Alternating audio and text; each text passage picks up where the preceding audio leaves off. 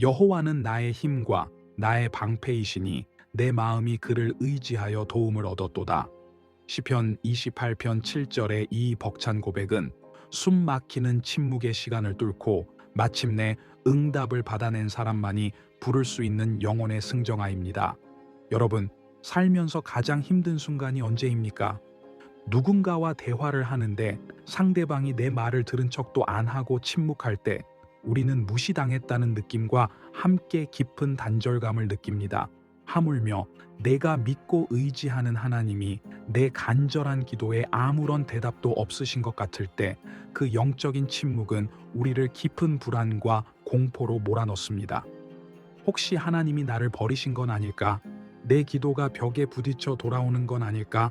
하는 두려움 말입니다. 그러나 오늘 우리가 만날 시편 28편은 그 무거운 침묵을 깨뜨리는 기적의 소리를 들려줍니다. 다윗은 하나님의 침묵 앞에서 절망하지 않고 오히려 더 높이 손을 들고 부르짖었습니다. 그리고 마침내 하나님이 들으셨다라는 확신과 함께 슬픔이 변하여 춤이 되는 놀라운 반전을 경험합니다. 혼란한 세상 속 변치 않는 진리를 찾는 시간, 철학이 묻고 시편이 답하다의 다비드입니다. 오늘은 응답 없는 기도 때문에 지친 여러분에게 하나님의 침묵은 거절이 아니라 더 깊은 대화를 위한 초대임을 알려드리려 합니다. 오늘 봉독할 시편 28편은 다윗의 비탄시이면서 동시에 감사시입니다. 1절부터 5절까지는 하나님이 침묵하시는 상황에서 느끼는 절박한 두려움과 악인들에 대한 심판을 호소하고 6절부터 9절까지는 기도가 응답된 후에 터져 나오는 확신과 찬양을 담고 있습니다. 무겁게 시작했다가 깃털처럼 가볍고 기쁘게 끝나는 이 드라마틱한 기도의 여정을 따라가며 오늘의 성경 말씀 봉독하겠습니다.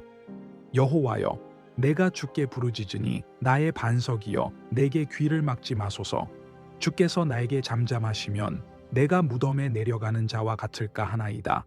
내가 주의 지성소를 향하여 나의 손을 들고 주께 부르짖을 때에 나의 간구하는 소리를 들으소서. 악인과 악을 행하는 자들과 함께 나를 끌어내지 마옵소서. 그들은 그 이웃에게 화평을 말하나 그들의 마음에는 악독이 있나이다. 그들이 하는 일과 그들의 행위가 악한 대로 갚으시며 그들의 손이 지은 대로 그들에게 갚아 그 마땅히 받을 것으로 그들에게 갚으소서. 그들은 여호와께서 행하신 일과 손으로 지으신 것을 생각하지 아니하므로 여호와께서 그들을 파괴하고 건설하지 아니하시리로다. 여호와를 찬송하며 내 간구하는 소리를 들으심이로다. 여호와는 나의 힘과 나의 방패이시니 내 마음이 그를 의지하여 도움을 얻었도다. 그러므로 내 마음이 크게 기뻐하며 내 노래로 그를 찬송하리로다. 여호와는 그들의 힘이시요 그의 기름 부음 받은 자의 구원의 요새이시로다. 주의 백성을 구원하시며 주의 산업에 복을 주시고 또 그들의 목자가 되시어 영원토록 그들을 인도하소서. 아멘. 시편 28편의 시작은 매우 다급합니다. 1절을 보십시오. 여호와여 내가 주께 부르짖으니 나의 반석이여 내게 귀를 막지 마소서. 다윗은 하나님을 나의 반석이라고 부릅니다. 반석은 흔들리지 않는 든든한 기반을 의미합니다. 그런데 동시에 반석은 말이 없는 차가운 돌덩어리이기도 합니다. 지금 다윗이 느끼는 공포가 바로 이것입니다. 내가 믿는 하나님이 살아계신 인격적인 분이 아니라 저 말 없는 바위처럼 내 고통에 대해 아무런 반응도 없는 분이면 어떡하나 하는 두려움입니다. 그래서 그는 말합니다. 주께서 잠잠하시면 내가 무덤에 내려가는 자와 같을까 하나이다. 하나님과의 대화가 끊긴 상태, 영적인 교제가 단절된 상태는 성도에게 있어서 죽음, 곧 무덤과 다를 바 없다는 절절한 고백입니다. 프랑스의 천재 사상가 블레즈 파스칼은 그의 책 팡세에서 이렇게 말했습니다. 이 무한한 우주의 영원한 침묵이 나를 두렵게 한다. 하나님 없는 우주의 적막함은 인간에게 근원적인 공포를 줍니다. 하지만 다윗은 이 공포에 잠식당하지 않았습니다. 그는 침묵하시는 하나님을 향해 등을 돌린 것이 아니라 오히려 한 걸음 더 나아가 적극적인 행동을 취합니다. 2절을 보십시오. 내가 주의 지성소를 향하여 나의 손을 들고 주께 부르짖을 때에 다윗은 눈에 보이지 않는 하나님이 계신 곳 지성소를 향해 두 손을 번쩍 듭니다. 여러분, 어린아이가 언제 두 손을 듭니까? 안아 달라고 할 때입니다. 걷다가 힘들어서 더 이상 못 가겠을 때, 무서운 개를 만났을 때, 아이는 본능적으로 아빠를 향해 두 손을 듭니다. 이것은 항복이 아니라 전적인 신뢰와 의존의 표시입니다. 아빠, 내 힘으로는 안 돼요. 아빠가 안아주세요. 아빠가 들어주세요. 기도할 때 손을 드는 것은 부끄러운 일이 아닙니다. 내 힘을 빼고 하나님의 능력을 더 씹겠다는 가장 강력한 바디랭귀지입니다. 침묵이 길어질수록 여러분의 손을 더 높이 드십시오. 하나님은 자녀가 내미는 손을 절대로 외면하지 않으십니다. 3절에서 다윗은 또 다른 두려움을 고백합니다. 악인과 악을 행하는 자들과 함께 나를 끌어내지 마옵소서. 이것은 단순히 악인에게 죽임당하는 것을 두려워하는 것이 아닙니다. 다윗이 진짜 무서워한 것은 전염입니다. 악인들과 섞여 살다가 나도 모르게 그들의 악함에 물들고 결국 하나님께 버림받는 운명이 될까봐 두려워한 것입니다.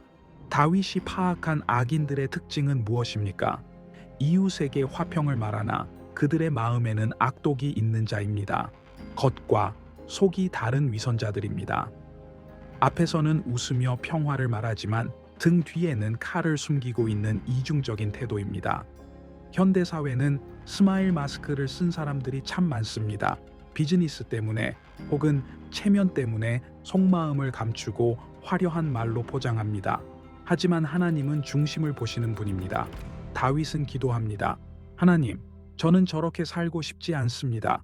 겉과 속이 다른 괴물이 되지 않도록 저를 구별하여 주옵소서. 5절을 보면 악인들의 결정적인 문제가 나옵니다. 그들은 여호와께서 행하신 일과 손으로 지으신 것을 생각하지 아니하므로 그들이 악한 짓을 하는 이유는 하나님을 몰라서가 아닙니다. 하나님이 하시는 일에 관심이 없기 때문입니다. 무관심이 곧 죄입니다.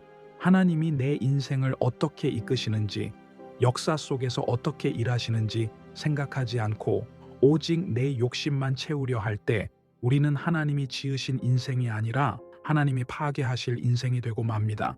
그런데 6절에서 놀라운 반전이 일어납니다. 갑자기 분위기가 확 바뀝니다. 여호와를 찬송하며 내 간구하는 소리를 들으시미로다.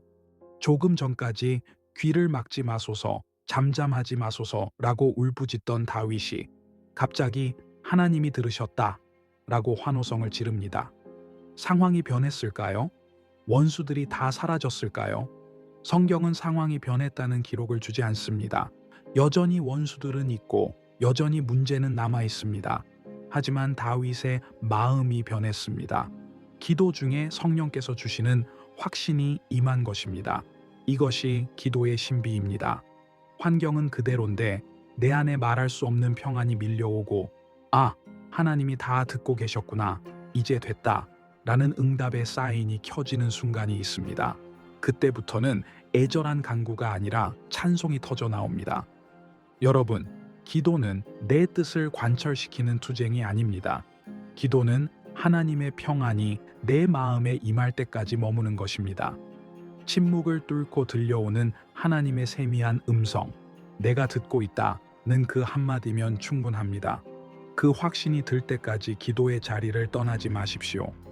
확신을 얻은 다윗은 7절에서 이렇게 선포합니다.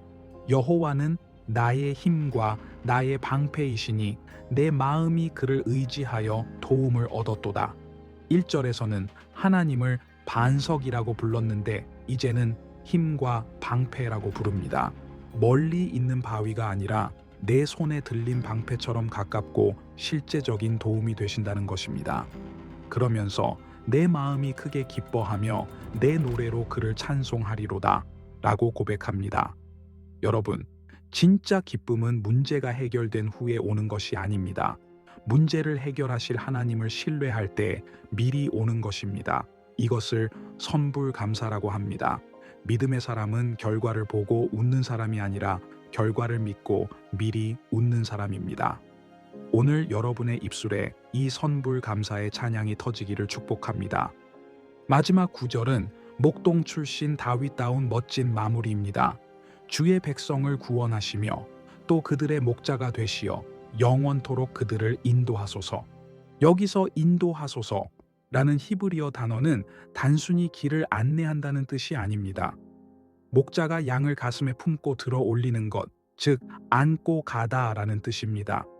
이스라엘의 광야 길은 험합니다. 어린 양이 걷기에는 너무나 거칠고 뜨거운 길입니다. 그때 목자는 지친 어린 양을 번쩍 들어 자신의 어깨에 메거나 품에 안고 걷습니다. 다윗은 기도하는 것입니다.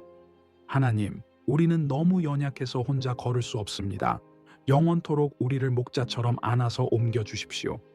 사랑하는 여러분, 하나님은 우리를 손가락으로 가리키며 저리로 가라고 지시만 하는 분이 아닙니다.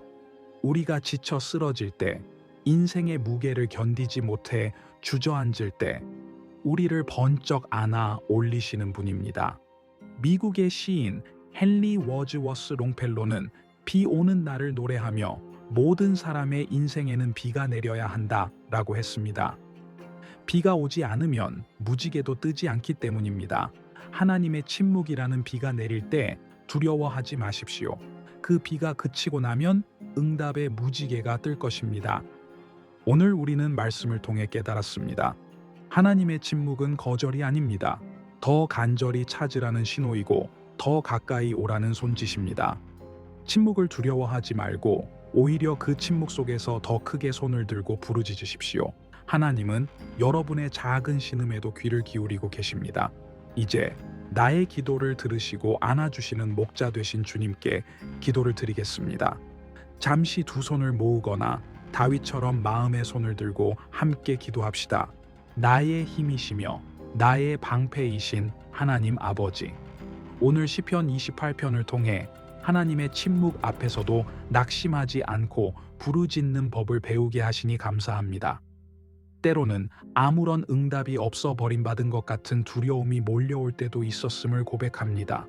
그러나 주님은 귀를 막으신 것이 아니라 더 깊은 만남을 위해 우리를 기다리고 계셨음을 깨닫습니다.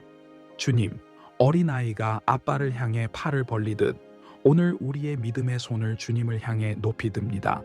내 힘으로는 해결할 수 없는 문제들, 겉과 속이 다른 사람들 속에서 상처받은 마음들을 주님께 맡깁니다. 우리를 긍휼히 여기사 안아 주시옵소서.